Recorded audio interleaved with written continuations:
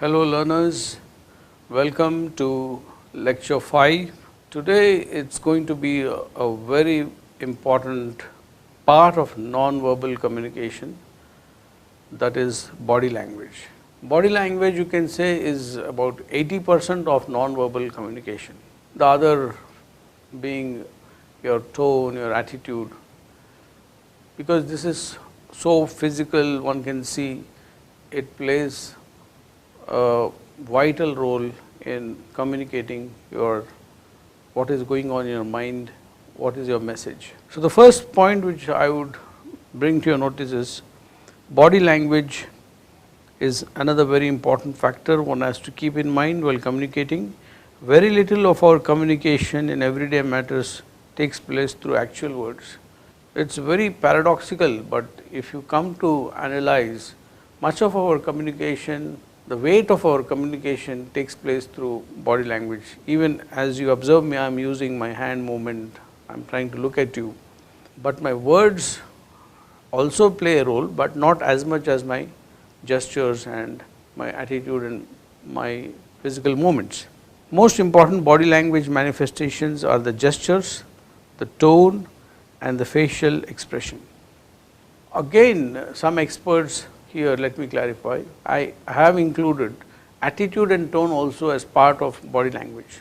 In the earlier days, there was a difference between body language and attitude, but they are not including that as part of the body language communication. For a good communicator, assessing the body language of the person you are speaking to is of immense importance. Not much needless to say this, but we need to keep telling ourselves it's important to understand the listener's body language when you're talking to them.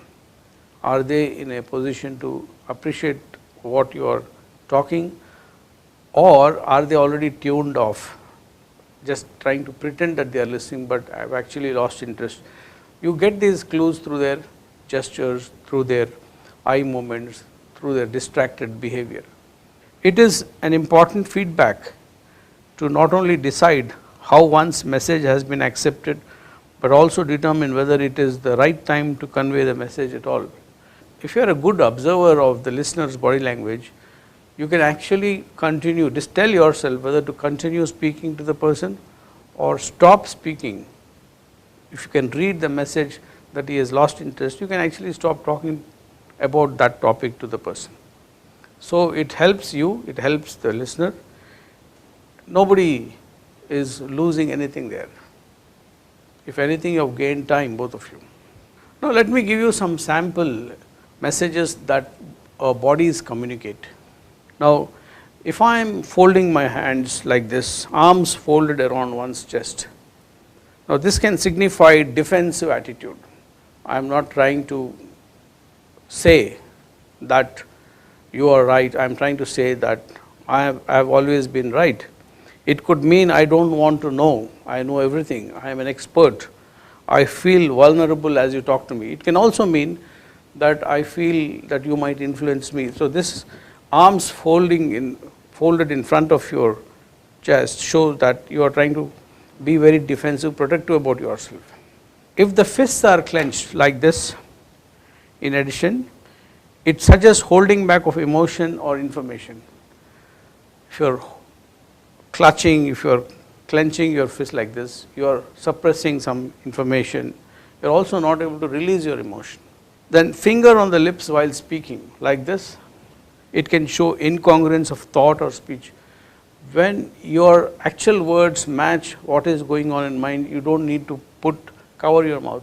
Only when there is a mismatch between what is there in the mind and what you are ending up saying, then there is a tendency to cover your lips with the finger. Looking away like this while someone is speaking or rubbing the eyes like this definitely suggests that you are avoiding that person. That person, if he is intelligent, if he is smart, he will understand that I am trying to avoid him, and he can stop interacting with me. Sitting posture also tells many things. It can signify the attitude of the speaker. Reversing the chair and sitting, leaning over the back can indicate power and control. When you think that you are one big king or a queen, you have a tendency to reverse the chair and sit, or leaning back royally. You want to show power and control.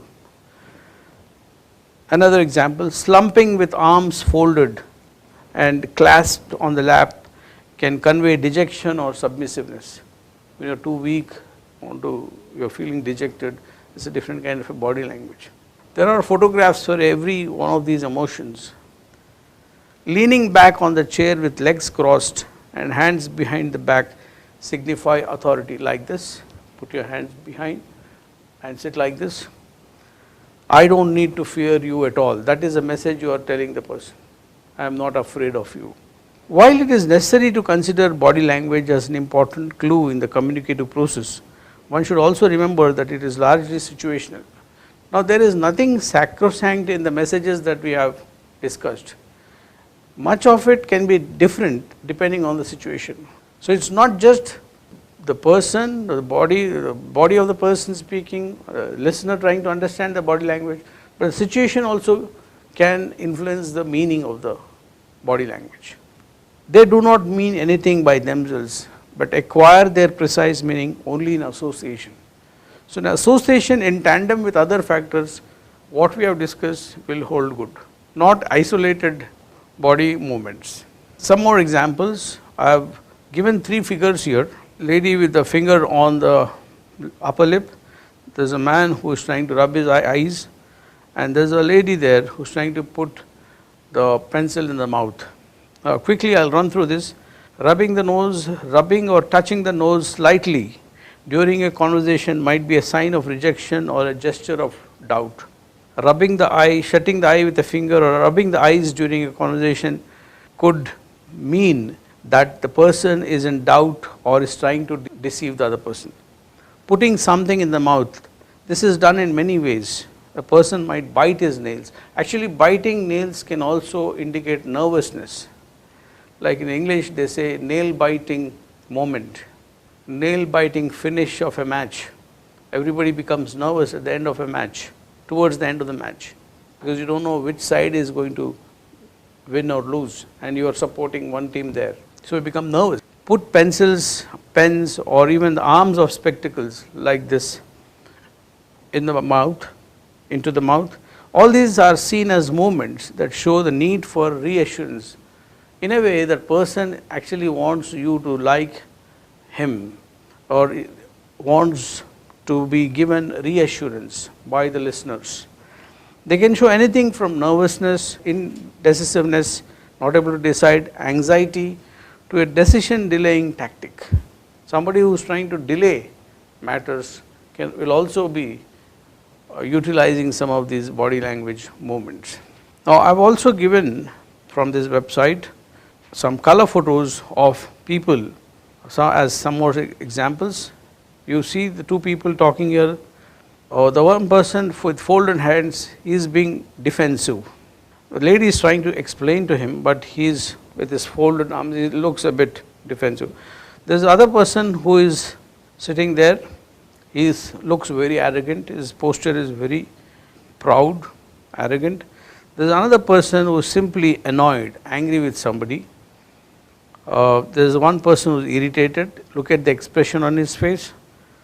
Then there is a person who is actually very happy with a smiling face. Although he is also folding hands, he has got a very big smile and generally appears very cheerful. Then you have the other person who is very confused. Then this lady here, again with folded hands, but very worried.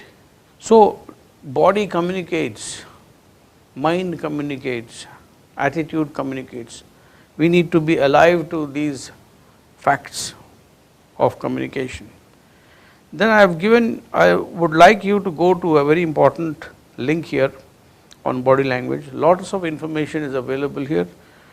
You may go to this source for furthering your knowledge about body language, and you can actually go deeper into this subject because it's a very rewarding kind of a subject.